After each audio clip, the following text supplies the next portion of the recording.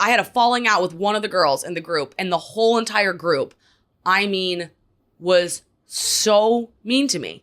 So it was almost like, it's like that group of girls where I don't care what you guys think. If I hate someone, you all have to hate them too. Yeah. And I hate that. And it hurt me. And I'm like, damn, like, but I wonder, I feel like a lot of girls probably, whether you were in the right or wrong, whatever. Looking back though, like having girl drama and like people being mean to you, I feel like it's really hard to process it as girls because it can be like so hurtful at the time. Yeah. And it's like the older you get, maybe the more clarity you get on it. I don't know. I kind of wanted to see what you guys said on it because it just now to where I'm like, oh, fuck that. We're your besties in your ear. Back for another episode of Mean Girl Pod. Welcome back to another episode of Mean Girl Pod. I don't know why, but I feel like it's still like happy 2023. I know. Oh, we went out last night and one of the waiters was like, Happy New Year. I've like 5 days left to saying that till it's really annoying. Remember? No, literally, I feel like you can say Happy New Year until February 1st. Yeah. And you know what's been mifting me lately? Mifting. Mifting? No. I've never heard that. Is that a word? Probably. Like miffing? I have the vocabulary of a small 5th grade child. Were you good in school? I tried really hard, but the older I'm getting, I do genuinely believe I'm dyslexic, and I just no one ever took care of that. So you tried hard but didn't do well. Well, I tried really hard and my grades were like decent. Like I graduated with like a 3.6, which is like I got like the medal. Yeah. But I had to work my butt off in school. For that 3.6. Yeah. I didn't try at all. And 4.0. I would have like a 0 on my homework, but I would have like hundreds on all the tests because I like would definitely never like try on those. See, I was the opposite. I would get like really bad test grades because I couldn't study because I was dyslexic, and then my homework would be like 100% because homework is you can do it. You try hard on the homework. Yeah, yeah. I would like to encourage my children to take a gap year because I didn't understand the opportunity I had in college, and I think if I went back now, I would take all these different classes and like really try to get something out of it. Well, I wish I took a gap year because the year between high school and college or college and the real world is you have an excuse not to have a job and it's gonna be the only time in your life where you have no job. Totally. And you can just travel. Yeah, I also wish in college, sometimes I wake up and like we have stuff to do and I'm like, wow, in college, I didn't have anything to do. Like, what did I do all the time? Oh, I would go to Starbucks and get every day I went to Starbucks and I would get the reduced fat turkey bacon breakfast sandwich with no cheese. Best. It's the best. I would eat it every day just to go on a drive. I would put the windows down, blare Lil Wayne. Oh, it was the life. College was the best. And then what else did you do? I went out a lot in college. I would walk around the campus because we pay $100 a year to be able to walk on the grass. And when I figured that out, Wait, what? At the University of Oklahoma, you can walk on the grass and you pay a fee in your tuition to take care of the grass. So the moment I found that out, I was always walking on the grass. You mean like the green? The green. Of course you were. Because did your parents let you guys walk on the grass when you were little? Like if there was grass or there was a driveway, my parents always made me walk on the driveway because they're like, it's rude to walk on the grass. So I was taught to not walk on grass. I feel like I always walk on grass. Yeah. It's made to be There's walked more on. grass maybe in Also, you're not going Jersey. to ruin the grass, are you? No, I think it's meant to be walked on. Yeah, I walked on grass all the time. Yeah. You know what else I wish I would have known about in college? What? Pink Whitney. Oh! Pink! We didn't have her. We didn't have her, and I really wish we would have. Whether you're in college or whether you're 75 years old, you should go to the bar because it's new. It's the new year. Buy all of your friends some shots of Pink Whitney because it's the absolute best. And it's pink.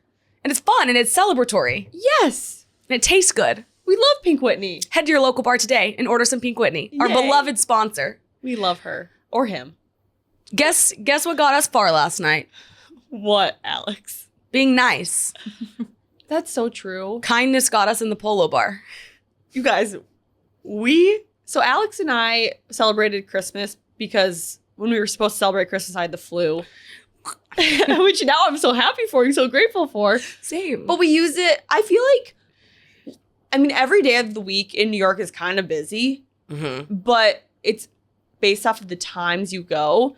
And we went at like 3:30, so we were like, let's go to some cool bars. Yeah, because we were like, they won't be crowded. And they were all crowded. Yes, they were all crowded. That's the beauty of New York. But we were going to this one bar, and we look across the street and we're like, to me, I feel like it was that thing where you see something just shining and it's like, come to me. And we just were like, let's just try the Polo Bar. Because you were literally telling me 5 minutes before how hard it is to get in there. And we went up there and we were like, hey, is there a reservation? Like, can we go in? And he was like, no. And we're like, oh my gosh, that's so okay. Thank you so much. He was like, wait. He's like, hold on, ladies. Let me see if we can see you at the bar. But this is the thing. We were going to the King Cole Bar in the St. Regis across the street. Also famous. King Cobra? Yeah, Jordan's like, are we going to the King Cobra Bar? I'm like, it's the King Cole Bar, but it's either way is perfect. So we were walking in that. And it's like we saw water in the desert across the street. Literally. And we were like, there's no way we're going to get in. And it's like, why would we not try? Well, that's just like the Plaza too. We went to the Plaza Hotel and we were both nervous to go in. Like, why not just try? And if we were nervous to ask the guy at the front, like, can we get in? Think about how many people don't go to the Polo Bar because they're just simply afraid to ask that guy standing out front. And same with Monkey Bar. We were like, we're probably not going to be able to see anywhere but the bar. And then we go in and she goes, do you want this table? Fear of rejection's big because it's like an ego problem to walk up and be like, we don't know anything about this. We've never been here. Can we come into the Polo Bar? Like, I was so afraid of him saying no. I was so afraid of the Plaza saying no. But it's like, why would we not try to go to the cool places? Exactly, because really, when it comes down to it, we've said it a million times in this podcast, but regret's always going to be way worse than rejection. Like, just walking across the street. So then we get in. Mm-hmm. And I think the thing about the Polo Bar is it's this huge staple in New York that like everyone wants to go to. And it is awesome. Like we had pigs in a blanket. I wanted to sleep there. Me too. We were going to go to all these other bars and Jordan looks at me and goes, no, we are not leaving. I was like, I never want to go home. Ever. Like I want, it's a bar too where I would feel comfortable being there alone. Oh yeah. Us and Bill Clinton. Bill, Mother, Chuck, and Clinton. All of a sudden we were sitting at the bar and security walked by and one of the guys that was sitting next to us was like, oh, guys, that means someone big is coming. And I mean, I would freak out about any type of celebrity. You're like, I don't fucking care. And all of a sudden, next thing you know, it's not because Bill Clinton was coming in. It's because he had already walked past us. Oh, Bill's here. And everyone's like, oh, yeah, him again. But the guy beside us at the bar, let's call him Tyler again, where it's always a Tyler. Well, or should we do a new name? Because Tyler was last week. Yeah, I know. Tyler's just easy for me to remember always. Tyler. Okay. Different person, by the way, though. Yeah, new Tyler. Tyler will always be our alias for men who give us really cool stories. Tyler had a hot take that we were like, that's not true. Tyler's 45 years old. Mm-hmm. He's separated from his wife. He has 3 kids. And he said the point of life is short-term happiness, not long-term happiness. Like you live every day for like the new thrill. Mm-hmm. Like you go to bed happy, you wake up happy, but it's always a different thing every day. And you never know what it's going to be. Yeah. And I just wanted to, we told him, we were like, Tyler, we couldn't agree less. Like life is all about long-term happiness. Also, the anxiety I received from that comment. I'm like, no. I could never wake up every day not knowing the reason why I'm happy. And wanting to achieve something long-term is like a blissful life. Like that's the whole reason we do everything we do, right? Yeah. It's like compounding effects that equal happiness. And then he said, so we're arguing with him. He's like, it's short-term happiness. We're like, it's absolutely long-term happiness. You don't even invest money short-term. Mm-hmm. Like the way to get accumulated wealth is literally to invest it long-term. It's like everything should be long-term. And he's like, actually, I think the real reason is I know I can't achieve long-term happiness. So I have to go for the short-term. That broke my heart. And that was where the age thing came into play. Mm-hmm. Because it was like, I think he had tried so hard to achieve long-term happiness. And I think his wife had beaten him down. I think he was sad. I think he was just sad. And so he's like, for me, I have to live day to day now for happiness. And I do understand. Well, I mean, when you think about it, women are a lot more futuristic. Men are a lot more present. And I do understand that living day by day can be healthy. But I also think there needs to be a balance where you do strive for that long-term happiness. And also for people like us who want that long-term happiness, it's important for us to see the happiness in each and every day, but more of like the little things. Totally. There are little things like we have trips planned and things like that. Yeah. And those make us excited. But it's like, where do we want to be in 10 years? Yeah. And it's like those strides are so much bigger than little jogs. Yeah. Like when I wake up, the little things that will make me happy is recording or getting Starbucks.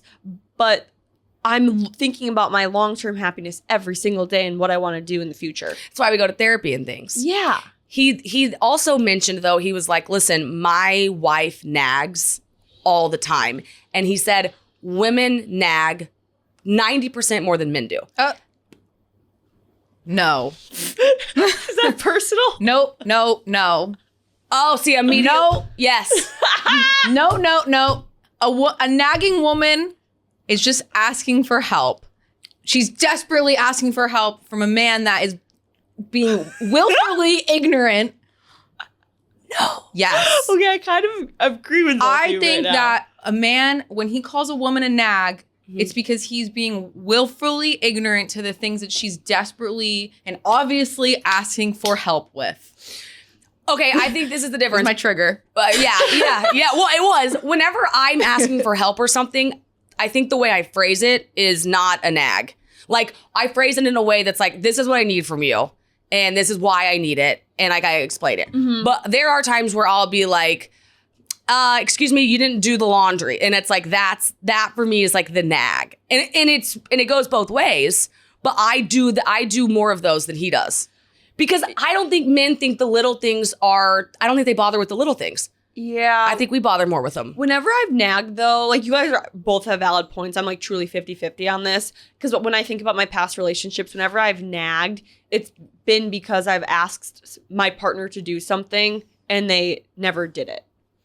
Like, I've never come out of like the woodwork being like, oh my God, why haven't you cooked today? Or why haven't you done the laundry? I've said that because I'm like, okay, I've asked you like 30,000 times, bro. Just do it. Yeah, and that's where she's saying, this is my thing. I expect so much more than Graham does. Like, I have these level of things that I'm like, this needs blah blah blah. And he does. He's like, I'm cool. I think women definitely do nag more, but I feel like it's because we do expect more. And also, not to toot our own horns, usually when someone we love asks us to do something, we do it right away.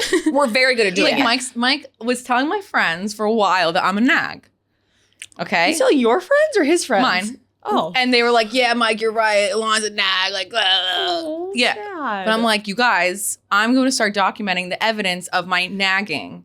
And it's when he does the dishes, there's like me nagging is being like, can you like clean the gunk out? Can you run it? Can you complete the task? Like, the task is not completed. So I started documenting when he would say, oh, Elon's being a nag. And they're like, okay, you're right. Right. Yeah. It was like he'll do the dishes, but leave like the food gunk, random utensils in there. Like, it's not a completed job. You know what's sad? I nagged so much in my old relationship, like my 5-year relationship, to the point where I just started doing everything myself because I was like, I can do it better than anyone, so I might as well just do it. And then that's bad too, because then you end up doing everything, and next thing you know, you're the cooker, the cleaner, the laundry person, and then that also makes the relationship really unhealthy. See, I won't do that. Yeah, I'm with you on that. I won't be the one that does it. This is my thing. Also, Bethany Frankel said, if you want something done, give the task to a busy woman. And I think that's true. Like, we will get shit done 12 times faster than anybody else on the planet. Yeah. I think that all day long. However, if there's a dish in the dishwasher, or if there's a dish in the sink, and I've said it 1,000 times, put this in the sink. If I see it, I'm like, can you put the dish in? But he asks me all the time to please clean my hair out of the drain. I won't do it. But I won't hear about that. He'll be like, and then he will do a little tit for tat score keep moment where I'm like, there's the dish in there. And he's like, I know, sweetheart. And there was so much hair last night. But I'm the one that I'm the nagger. That's not good either, though. No, but it's like, that's where I get the. Oh, yeah, men don't nag.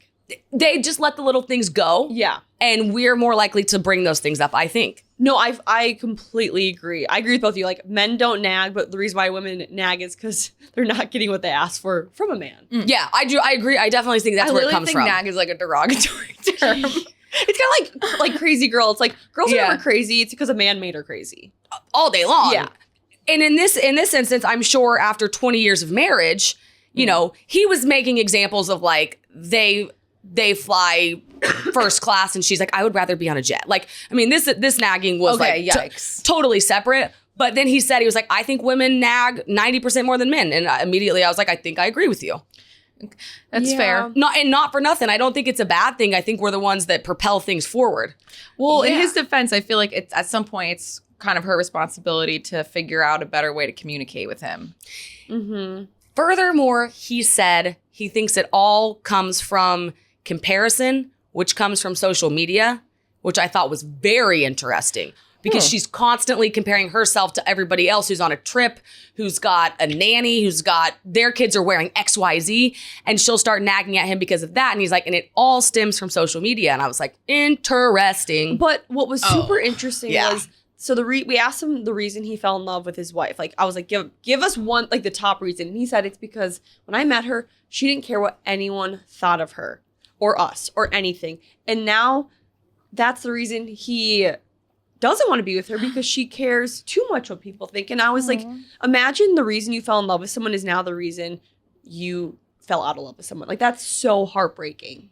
Because he put that on like a pedestal, I'm assuming. Totally. It'd be like me being like, I love Alex because she is the funniest person in the world. And then one day you have no sense of humor, like, and that's the reason why I don't like you anymore. Like, it's a very simple example, but it's just sad. So I think it's so sad. And I think this has come up a lot because I experienced this with like big life changes. Mm-hmm. The reason Graham and I fell in love and where we were when we fell in love, the point we were at in life, completely changed when we got new jobs, moved to New York, stopped doing all the things we were doing in Oklahoma. Totally different people. And we had to step back and be like, wait, who are we now? And how do we love each other now? Because it's so different. And I would think when you bring kids into the equation, you turn into totally different people. Yeah. And you evolve over time. I think the problem is if we make that something we're scared of, if we become afraid to change because we don't know if our partner will still love us, then I think it's a bad thing. But I think if we allow ourselves to change and then our partner's like, okay, I love this version of you too. Like, I'm happy to change with you and like pivot. I think in his case, she started caring so much, probably because of comparison, probably because of some other needs, and they didn't evolve together, they evolved apart. Yeah. And I think that can be really dangerous. Also, I think a lot of times you're afraid to be yourself because you think others around you will judge you, but it's like, you're not even giving them a chance.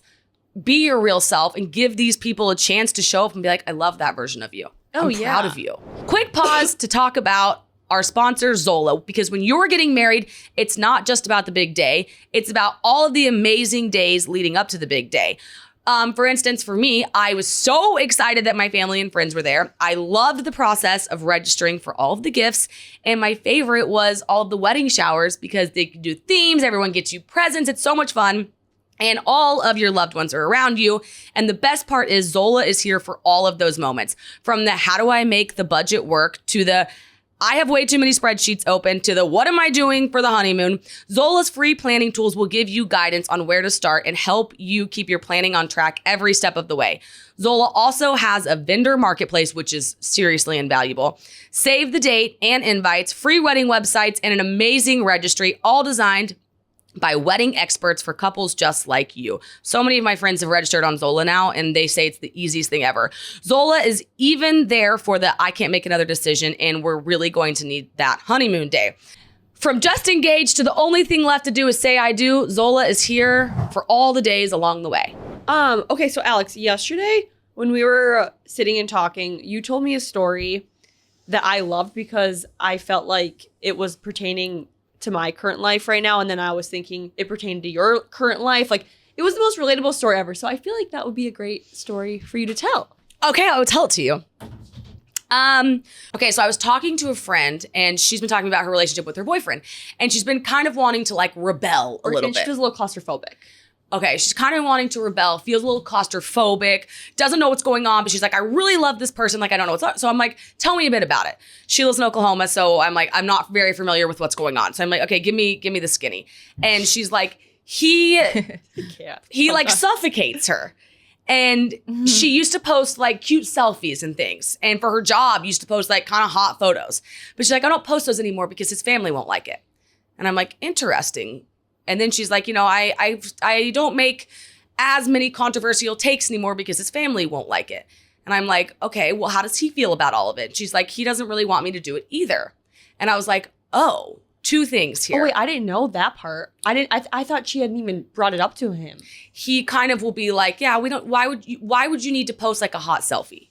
Oh. Yes. And so I was like, very interesting, because you have to be your full self and really be yourself, or else you'll start to suffocate and it'll come out in other areas and you will want to rebel. You'll have all these other thoughts because you're not allowing yourself to be fully who you want to be. It's okay to want to post a hot selfie. And she's like, but I'm worried about what his family will think too. Like, I'm really worried about his sisters. And I was like, listen, we started a sex podcast and I had no idea what Graham Bennett's family was going to think. Yeah. But you have to give these people the opportunity. Like, when I went home for Thanksgiving, one of his sisters was like, oh my God, I don't miss an episode. Like, love Jordan and Alana. And I'm like, okay, I had no idea. But you have to give people a chance to support you. Yeah. But also on the other token, it's like, let's say they have a big problem with it. Okay, well, at the end of the day, we still have to be ourselves. Fully. Whoever that is, or we'll start acting out in other areas, because when you're not your full self, it just squeezes out. With the guy, it's like, you have to give him an opportunity to support you. Be like, hey, listen, I want to post the hot photos. That's who I am. You have to get on board with that. Yeah. And he can be like, okay. Or he could be like, no. Not being your true self in a relationship, especially in the beginning of a relationship, will destroy you no matter what. I was talking to my therapist the other day, because this was kind of how I was in my most recent relationship of whatever the Sitch? Yeah, the situationship, whatever. And she was telling me, she's like, I don't care if it's like, when you meet someone and you're not your true self, she's like, it could be 6 weeks, it could be 6 months, it could be 6 years, but their true colors, good or bad, will eventually come out. And then how is that going to feel when you see the real person they are, and then you realize that you didn't even fall in love with the person you're with, because the personality and the person they showed you in the beginning is not the same person that they really want to be. And then she was like, we were talking, and the person I was with, our lifestyles are very different. And I tried to keep up with him so much. And like, it was making me sick. Like, I got the flu. Mm-hmm. I wasn't sleeping. And she was like, you wouldn't have lasted another month. She's like, you were running yourself into the ground rather than just being honest with that person from the beginning. But like, your body physically was telling you, if Jordan, you're not yourself, you're literally going to die. Right. It just makes me sad too, because your friend, when you told me that story, I was just thinking, I'm like, it doesn't matter how much you love someone, and they can be the most amazing guy in the world. But if you can't be your true self, like, they're just not your person, and that's okay. It's totally okay. And I think it's really good to realize it earlier on. Yes. You know, like, I had to realize it last year. I had to stop and say, what feels off? And it's like, I feel off because I'm trying to be who I think Graham wants me to be. Mm-hmm. He's trying to be who he thinks I want him to be. Yeah. And we're both like, I'm like, who do you want to be? And he's like, who do you want to be? And then we say, and we're like, I love that. Let's go be those people. We're obsessed with that. It's like, I am who I think you think I am. That saying, you know, like, I am who I think you think I am.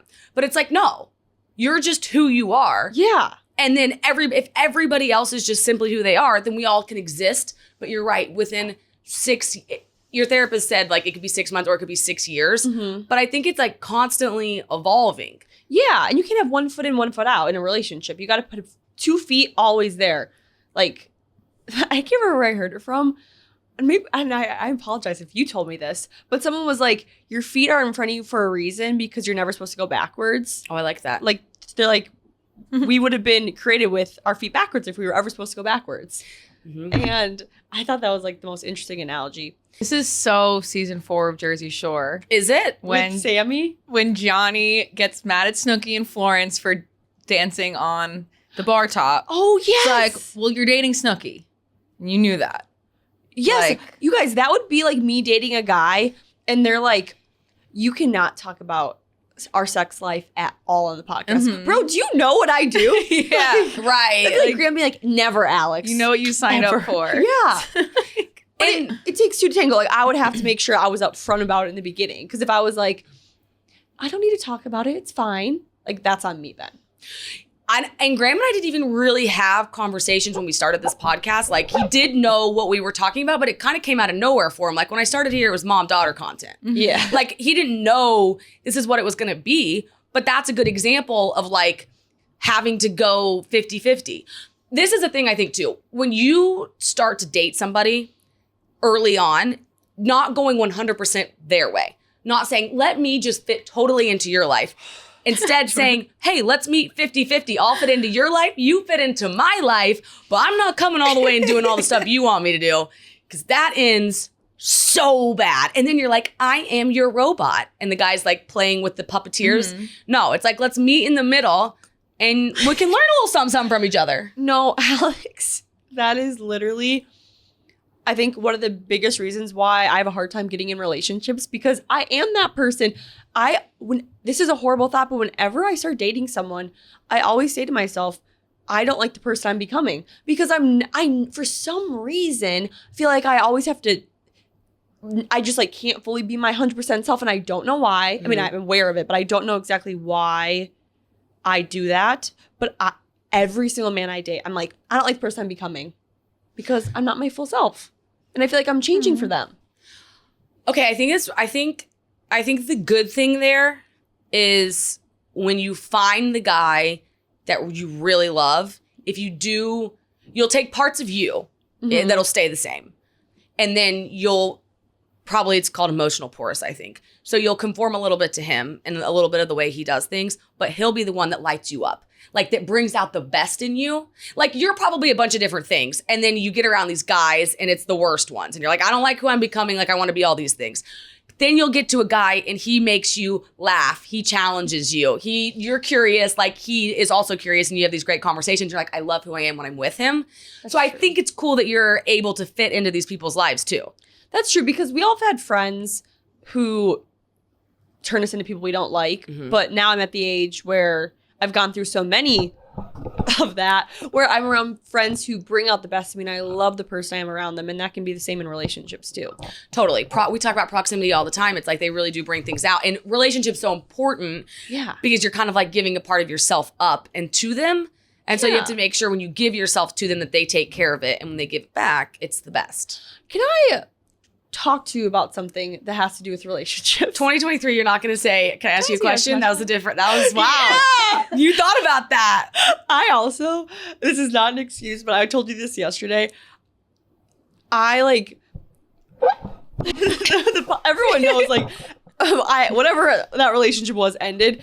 I have just been so emotionally exhausted these past few days where it's been so hard to even form thoughts and sentences where I didn't even think about asking you a question because my brain isn't all the way turned on. Oh, but funny. Now that you mentioned that, Alex, can I ask you a question? Yes. It's not really a question. It's more of like, I was reflecting on my most recent relationship, and this TikTok came up, and it just hit home because not only does it apply to me, it applies to you, it applies, I'm sure, to Alana's life, it applies to family, friendships, everything. Mm-hmm. And this girl said, everyone talks about cutting people off, but no one talks about the grief that comes with having to stand firm on your decision, even though it's not what you actually want, but it's necessary for your well-being.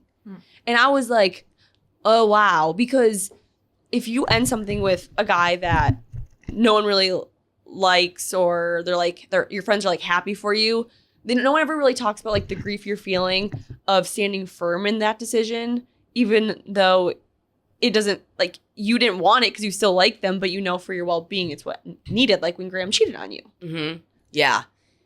That to me, in a nutshell, goes exactly to the point of short-term versus long-term. Yeah. So short-term, what's less painful? Staying with the person that's bad for you, staying with Graham, even though I knew he cheated on me. Okay, long-term, what's better? Cutting it off with a toxic person, having to do a cold, hard break after you've been cheated on. It's so painful in the moment, but long-term, you reap so many more rewards because you put in the good work. Yeah, because it sucks when you end something with someone you actually still have feelings for. Like, I'm sure when you ended things with Graham, yeah, you were pissed at him, but you didn't just like fall in love with him that second he cheated on you. It hurt so fucking bad. I was in physical like pain. Yeah, and did anyone ever talk to you about that type of grief of standing firm in your decision? You know what I mean? Like, it's kind of hard to verbalize, but everyone who's gone through it knows what we're talking about. Have you ever had a friend who isn't outright like an asshole,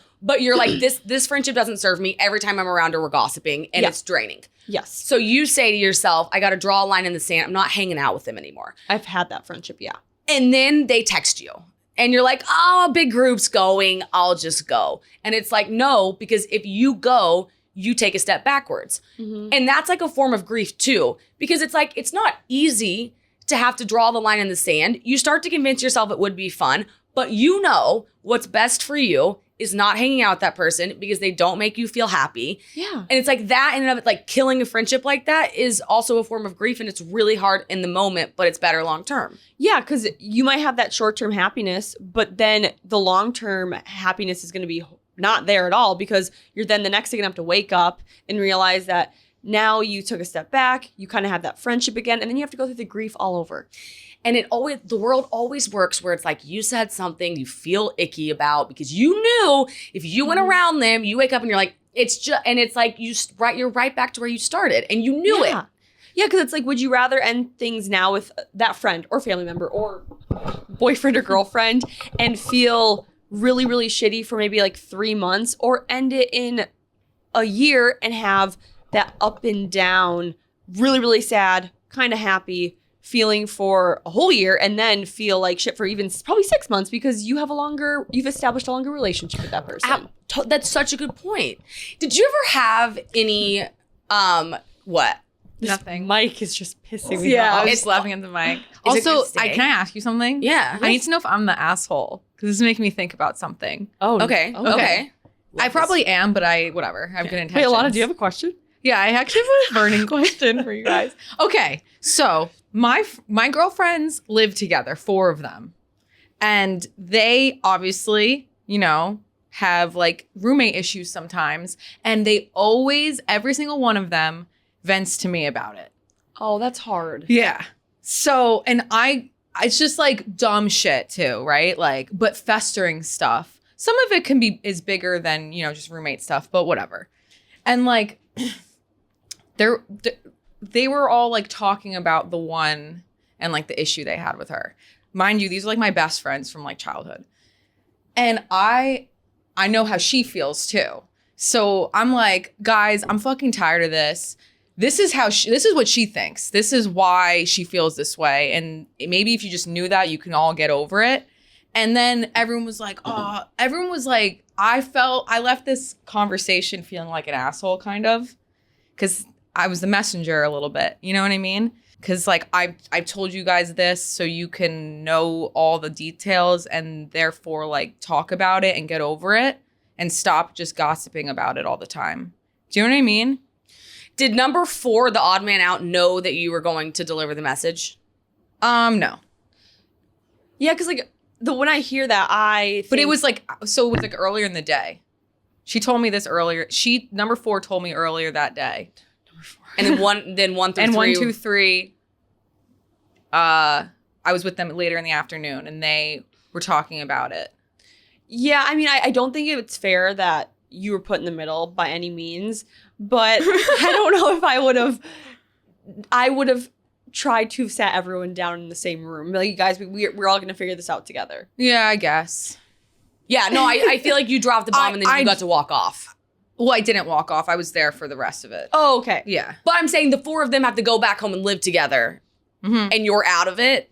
And so it's like you ignited the fire, threw kerosene on it, lit it, and then stood there for a little bit, got your hands warm, and then you got to go home and sleep with Mike. That's true. And the 4 of them had to go, and they'd wake up in the morning together. Yeah. Yeah. I was probably just festering, honestly. I think you knew that, though. Yeah, I was fucking done. You started I just am done with, I was like, and that's what I said too. I was like, I'm done with this, like bullshit. Well, we're at the age where we need to know that if we have a problem with a friend, we can talk to that friend. Yeah. Like we should be talking behind our friends' backs anymore. Like, we're 27, 29, 26. Mm-hmm. It's like, that's very high school to me. Like, I if I have an issue with know. a friend, I'm just going to be like, you know what? I'm going to give it to you straight. Yeah, because the way that I always think if a friend will gossip to me, they'll gossip about me. Yeah. And it makes me trust them like way less. Yeah. Yeah. If I know I can leave the room and I know the soldiers in there that have my back. always with girl stuff. I learned that in college. I learned that in high school. Like last week's episode when you said we're at the age where we're building our army for the worst days. Only for the rainy days, because Yeah. we've got the sunshine days on lock. But I learned in high school, because I do want to talk to you guys about girl drama, because for some reason, it's been on my mind, this thing that happened to me in college, but. Well, and the Kim K video. And the hater friends. But in high school, I learned when I left the room, who would talk about me and who wouldn't. And the people that would talk about me behind my back were when somebody else left the room, they would talk to me about them. Mm-hmm. And I knew immediately, at the time, you feel safe. You know, your friend's talking shit on your other friend that's going to the bathroom, and you're like, okay, I'm safe right now. Well, then it's your turn to go to the bathroom. Yeah. And guess what they're doing? Talking about you. It also sucks too, because I remember so many friendships of mine in high school and in college were based off of, like, our relationship formed based off talking shit about other people. I remember one time I was talking to my mom, and I'm like, all I do with this one friend is talk shit about other people. And it wasn't even necessarily like our friends, it was just like people in general. I'm like, that's the basis of our whole relationship. Mm. It's toxic, it's negative, and I can't be friends with her anymore. Because being positive around her would be foreign. And she wouldn't be receptive to it. Exactly. It's a false sense of bonding. You think Yes. you're bonding with somebody when you're gossiping, Mhm. and you're not. You never are. The only way to bond with somebody is to go up. It's like when you prey on other people's relationship, thinking yours is getting stronger. Yeah. You and your husband are having problems, so you start talking shit about the people that live Tom and Sally down the hall. Mhm. Yeah. And you think your relationship's getting better, but the second the conversation's over, you're just left with your same shitty relationship. Or when you form a relationship around only being drunk together, I don't Oh, care that's if you the have meaningful worst. conversations when you're drunk. It doesn't count until you're sober. Yeah, it's a false sense. Because as soon as you're sober, you're gonna be like, this is foreign to me. How do I act around you? Yeah. Yeah. It's false, and it feels really good. And I think it can almost be addicting to people. Yeah. But you'll go. There are people making new friends is hard, right? Mhm. So I have found myself. This is a long time ago because now I've learned it. But if I didn't know what else to talk to the person about, if I've tried everything and we're like not hitting, sometimes if they turn to gossip, I'll be like, yeah, and I'll get into it, and I'll leave, and I'll be like, that's not bonding. It's a cop out because some people don't want to challenge themselves to have meaningful conversations.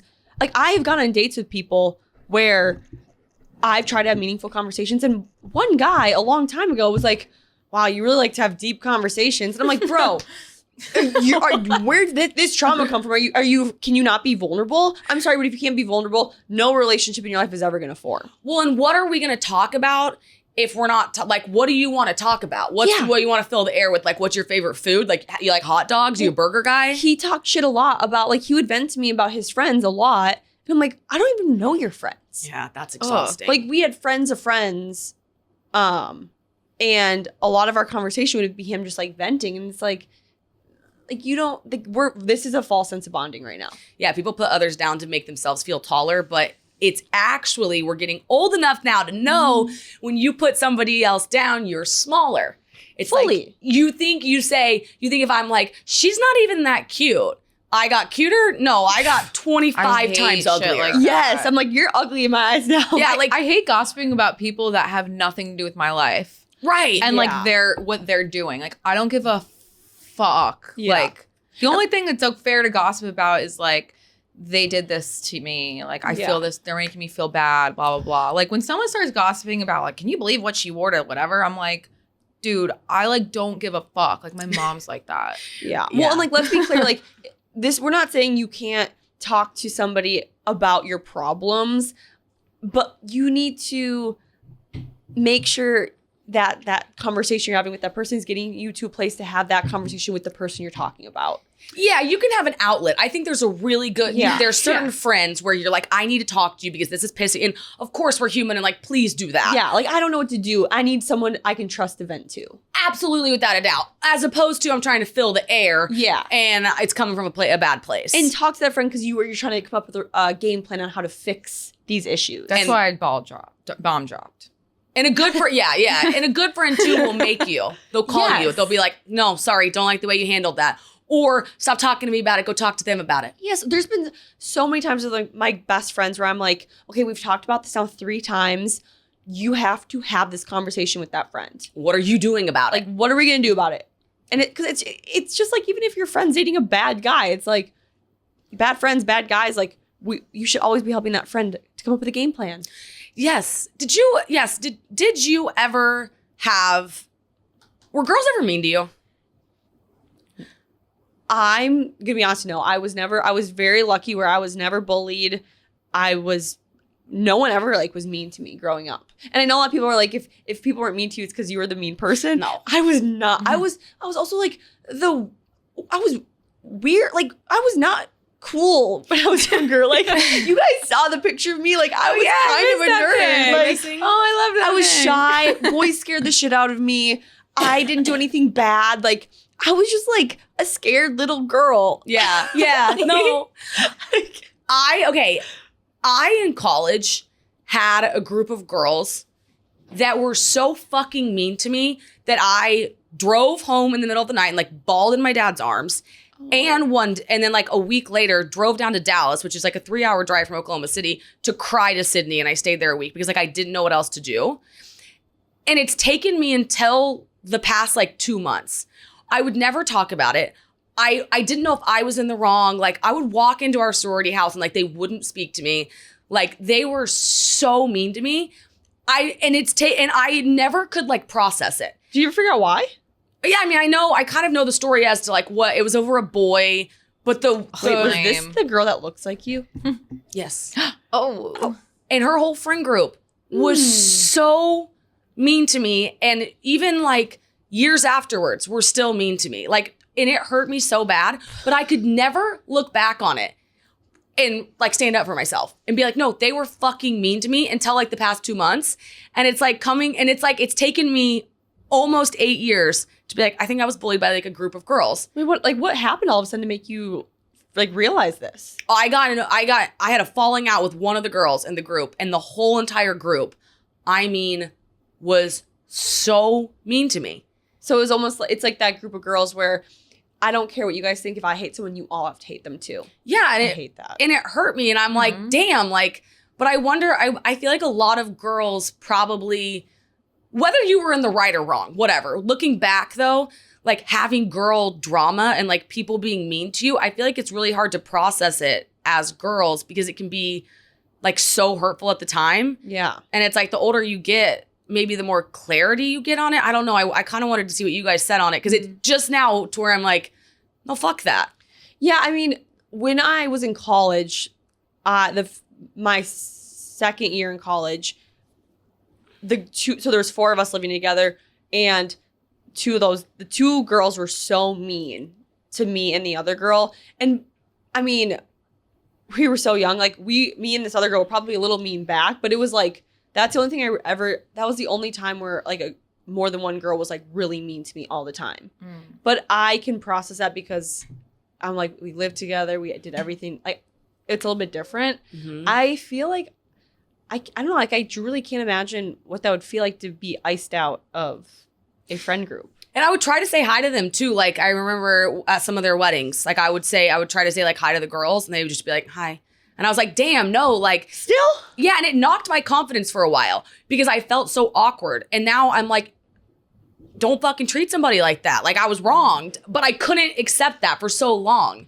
Also, the fact that these girls are holding on to this hatred for you over the stupidest thing ever, I'm sure, because it was college, it shows the level of maturity they have and like the level of growth they have not done. Right. And now I think I wonder now if I saw them, would we be like, hey, what's up? Like, how are you? You know, maybe some of them have a baby. Maybe not. I don't even know like what everyone's doing. But I don't know why. It's like maybe I've come more into myself and like you know what you deserve. And like sometimes I think maybe the biggest thing is you look back on situations and if you were treated wrong, somehow you thought you were in the wrong. No. But then you become positive you weren't. Yeah, no, that's like anytime you end things, or when I've ended things with guys, I think that like, I always think like, was it me? But no, wait, then I have to remind myself, no, they treated me wrong. And there is such thing where you were actually treated wrong. Yes. Like, why do we have this thing where we're like, oh, well, I was definitely culprit for all of these reasons. And it's like, and a lot of times there's beauty in taking ownership, but I think there's certain scenarios that are so bad where you're like, no, that was fucked up and they were wrong. Fully. Wait, can you say that again? Like, no, like the treating sometimes when people treat us wrong, we think we are in the wrong. Is that what you Yeah, said? I think sometimes when we're being treated wrong or a situation ends or something, we sit there and we're like, I definitely had 50% of that. And I love the ownership because Oh I my think God. a lot of times we need it. I love that. But there are certain times where it's like, no, I wasn't the asshole. I just wasn't. And you all were. And I didn't, at the time, I couldn't stand up for myself. Like I didn't have the power because I thought I was really wrong or something. And they make you think that. Yeah. But to stand up and be like, no, fuck that. Also, just because more girls disliked you, like the numbers game doesn't count. Like just because there was like, let's say 4 girls who all thought this way about you does not mean that you were in the wrong, because they, for sure, since 4 of them thought that way versus 1, like Alex was definitely in the wrong. Totally. And I didn't go gather my troops. Exactly. I didn't go shout it from the rooftops. You didn't come up with people to bully them back. No, I wasn't like, oh, you guys have an army of 5. Here's my army of 5. I told my 2 friends exactly what happened.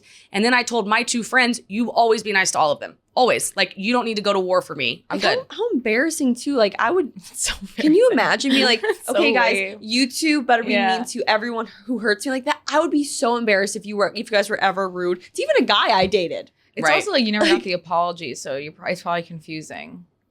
You know? Never got the closure. You never Yeah. got to be like, oh, okay, maybe they were wrong. I actually think that's probably a big part of Yeah. it. Like, it's just like left. Yeah. Yeah. And you're at an age where, I mean, that's very traumatizing. I think it was traumatizing. Friendships Did you for live in your the whole same life. house?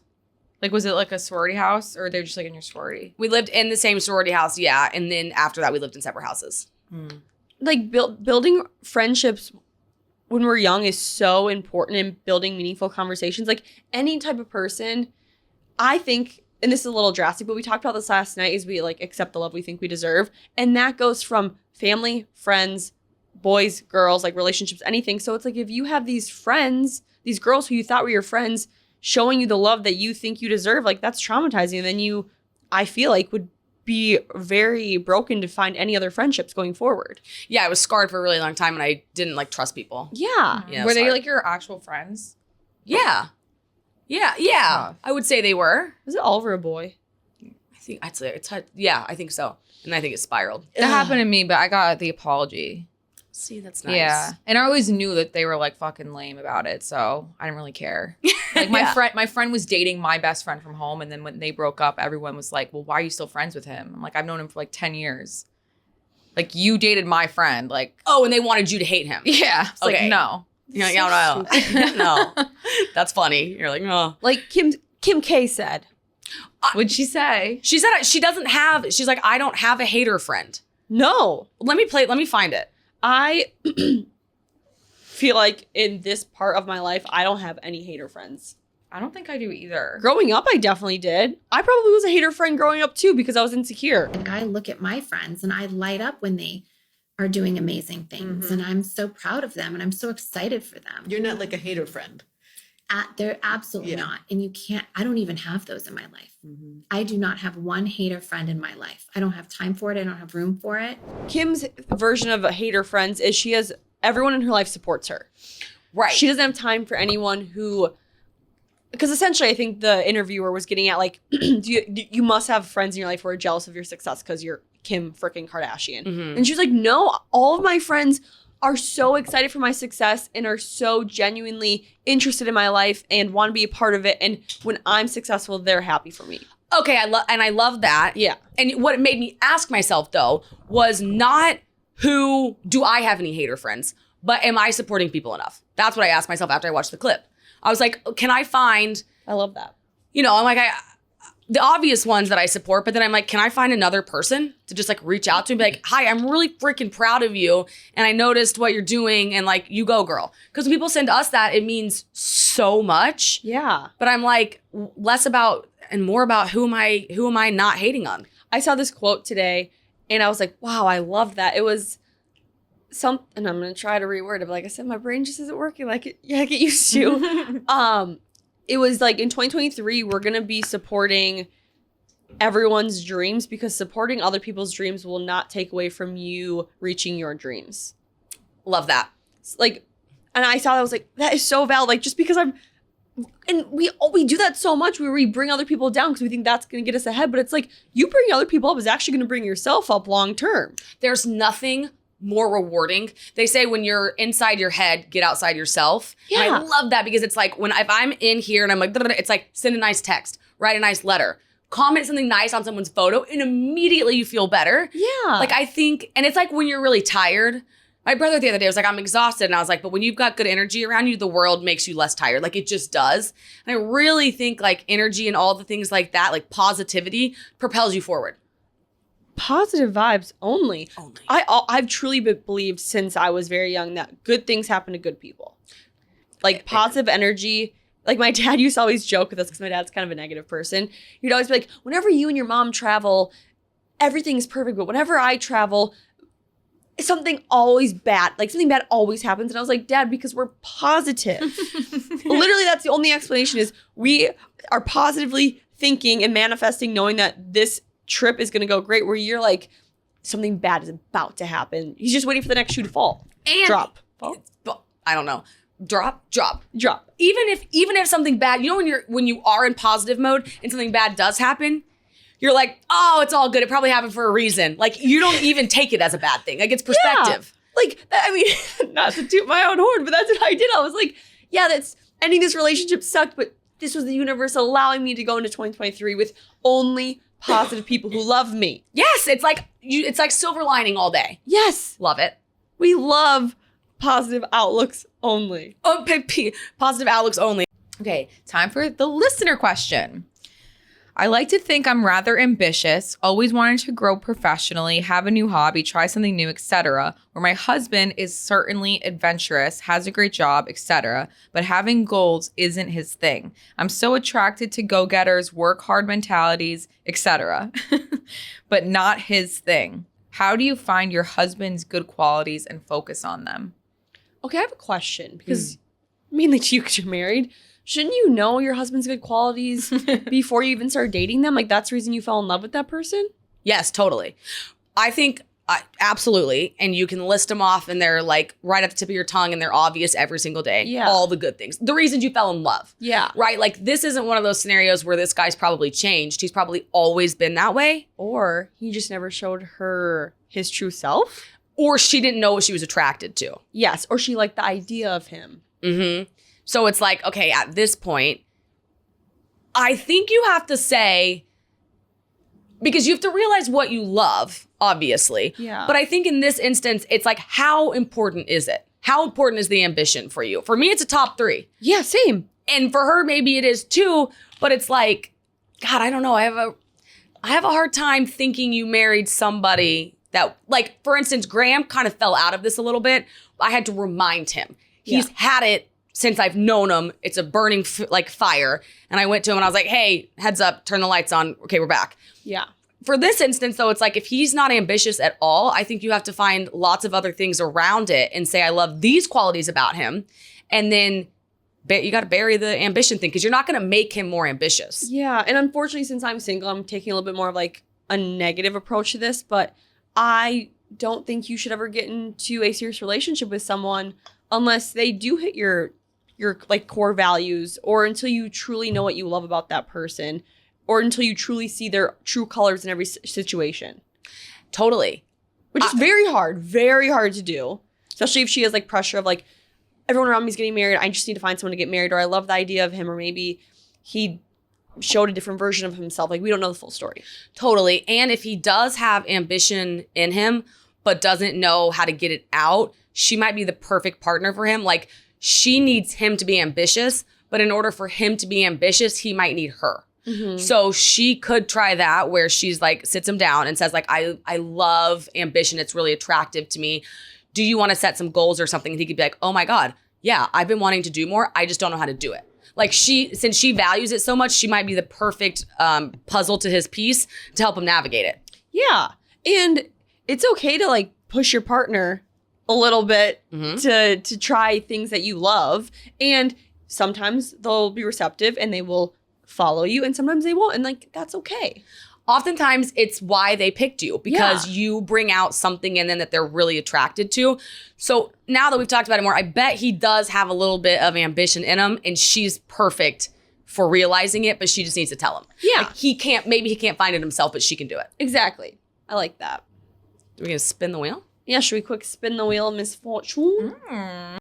The wheel of misfortune. Is it Wheel of misfortune. Okay, so it is misfortune. What did you used to call I it? used to say misfortune. Yeah, and I didn't know if that's just how you said it or not. So I don't. was like, I'll just I go think with that it. might have just been how I said it. I noticed it too, and then I thought maybe it was like a Northeastern thing. I don't know. I thought you were just being cute. I was like, Maybe okay. I am just cute. You're Okay. sexy. Okay, Yeah, you're not cute. sorry, you're that's you. sexy. Okay. Bad double date story. I don't like double dates, and I think they're overhyped. No.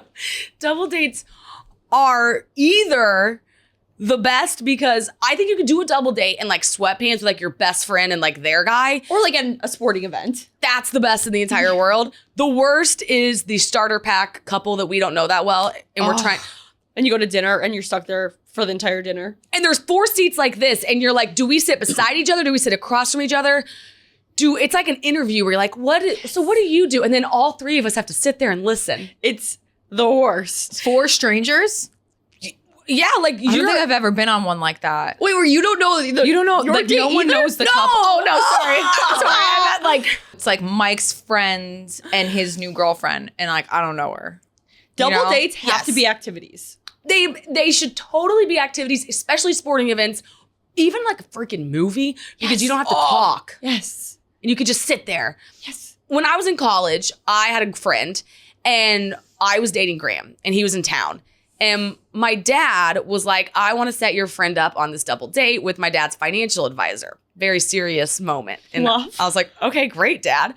So we drive to the city. Graham drives us, and her and I take shots the whole time on the way to. It's like a 45-minute drive.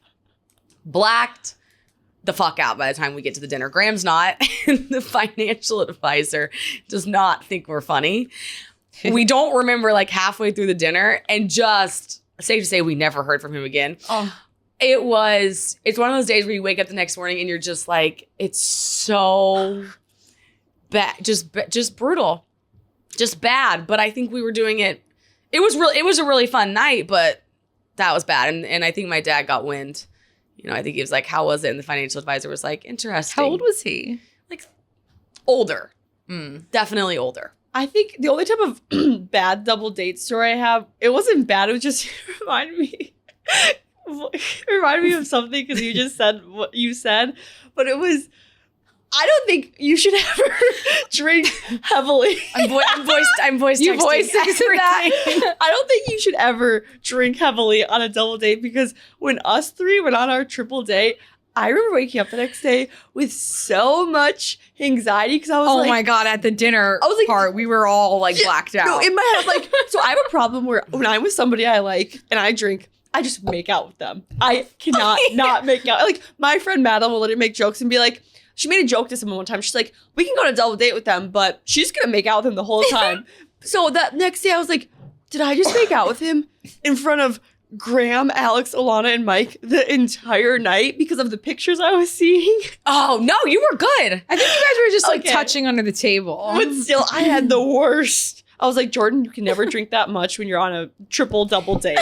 Wait, I prefer, you know what I like about that though? Because you guys were touchy. It made me feel better because if I go on a double date being married, it's like, okay, we're spoken for, Yeah. right? Like we're not Yeah. questioning. You guys have been dating so long that it's like you guys were the new ones and I don't want you to feel awkward. So when you start kissing and stuff, I automatically felt more It relaxed. disarmed me. Yes. honestly. I was like, oh, Because I good. kind of felt like we were like your like dance monkeys a little bit. Like I we were don't trying want to you make the guys- night fun for you I don't want guys. you to see me making out with anybody though. Why? I liked it. I watched you make out on New Year's for like 20 minutes. Yeah. I was like, okay, I can Which, go. I don't know why, but I get such bad icky anxiety the next day. Like when you told me my New Year's kiss was like a full blown makeout, I literally was like, oh my god. But you Nice. guys, when I drink, I make out. Making out is like, it's like my second language. I love it though. I love it. I think it's great because you're all, like, I don't get to do drunk makeouts with Graham anymore because he's sober That and is he true. doesn't want to diffmo with me in the club. You know what I mean?